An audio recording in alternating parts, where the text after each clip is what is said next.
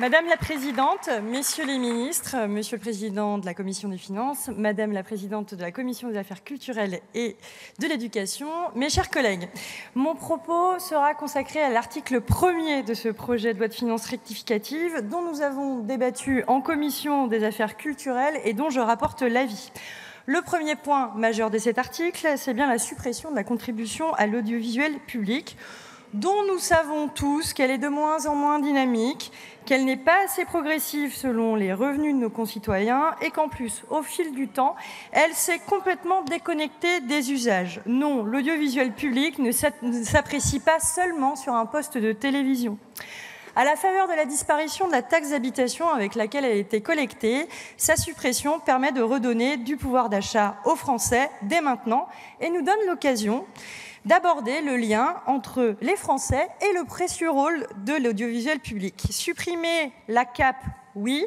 Garantir le financement de l'audiovisuel public, aussi. Notre défi est donc de trouver un mode de financement de l'audiovisuel public offrant le même niveau de garantie qu'aujourd'hui. Par nos travaux et auditions, nous avons ainsi analysé les garanties juridiques actuelles. Elles ne sont pas idéales ni parfaites. Et nous avons constaté que c'est finalement par la pratique et les engagements politiques que des trajectoires avaient été assurées.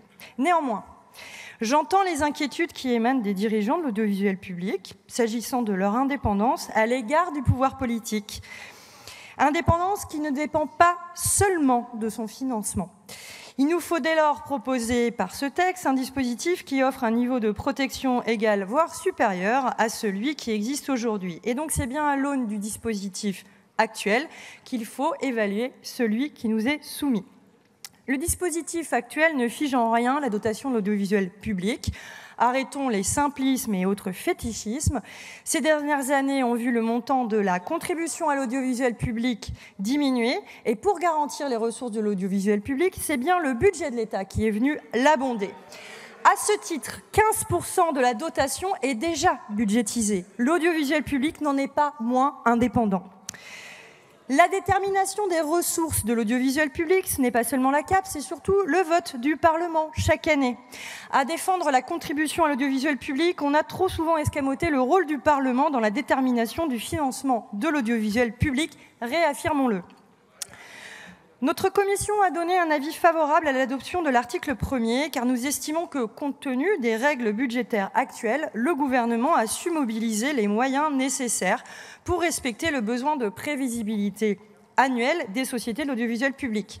Ainsi, pour limiter les régulations infra-annuelles qui touchent parfois les crédits budgétaires, le versement de la dotation aux sociétés d'audiovisuel public se fera en une seule fois dès le début de l'exercice. C'est une réponse tout à fait satisfaisante. Nous serons attentifs, néanmoins, aux effets collatéraux de la réforme pour qu'ils soient pris en compte. Je pense notamment à la compensation des effets fiscaux ou encore la prise en compte des effets de l'inflation. Notre deuxième défi, et c'est bien cela à quoi nous invitent les dirigeants des sociétés d'audiovisuel public, c'est le besoin de prévisibilité pluriannuelle de ces entreprises. Sur ce point, la création de la nouvelle mission budgétaire, créée ainsi par l'article 1er, ça va nous permettre de débattre de la trajectoire pluriannuelle de ces crédits à l'occasion de la loi de programmation des finances publiques. Dans quelques temps, nous allons la discuter à l'automne. Et c'est une avancée tout à fait appréciable. Sans la création de cette mission budgétaire, sans cette budgétisation, il n'en sera rien. Mais je souhaite aller plus loin. Comme nous l'avons dit en commission, je souhaite que nous débattions des missions et des objectifs du service public audiovisuel, son organisation, la façon de répondre encore mieux à ces missions. Ce débat, nous pourrons l'avoir au moment de l'avis que notre commission donnera sur les prochains COM, mais je pense que nous pourrions aussi le prolonger dans le cadre d'une loi d'orientation et de programmation propre à l'audiovisuel public.